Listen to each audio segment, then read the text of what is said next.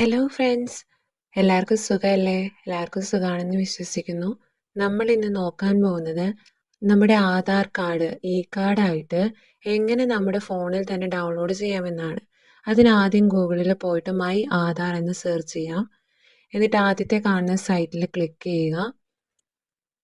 എന്നിട്ട് വരുന്ന ടാബിൽ നമുക്ക് ആധാർ ഡാഷ്ബോർഡ് ഡ്രാഗ് ചെയ്യാം.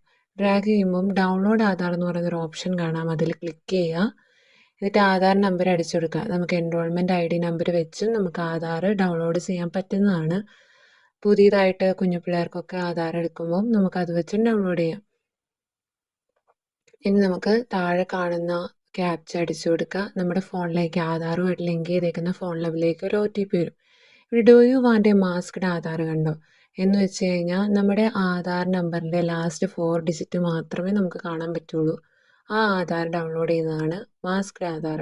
പക്ഷെ നമുക്കിപ്പോൾ അതിൻ്റെ ആവശ്യമില്ല. നമുക്ക് നമ്മുടെ ഫോണിലേക്ക് വന്നിരിക്കുന്ന OTP നമുക്ക് അടിച്ചു കൊടുക്കാം. OTP അടിച്ചതിന് ശേഷം താഴെ വെരിഫൈ ആൻഡ് ഡൗൺലോഡ് എടുക്കുക. അപ്പം നമുക്ക് ഡൗൺലോഡ് ചെയ്ത് വരും. ആധാർ കാർഡ് കൺഗ്രാജുലേഷൻസ് എന്നൊക്കെ പറഞ്ഞ് ഡൗൺലോഡ് ആയിട്ട് വരും. ഇത് നമുക്ക് കിട്ടുന്നത് ക്രോമിൻ്റെ അകത്തെ ഡൗൺലോഡ്സിലാണ്. ക്രോമിൽ പോയി ഡൗൺലോഡ്സിൽ ഈ ആധാർ എന്ന് പറയുന്നത് ഓപ്പൺ ചെയ്യാം.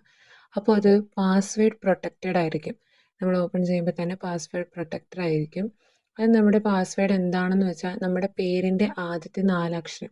ലൈറ എന്നാണെങ്കിൽ LYRAയുടെ ക്യാപിറ്റൽ ലെറ്ററിൽ അടിച്ചു കൊടുക്കുക.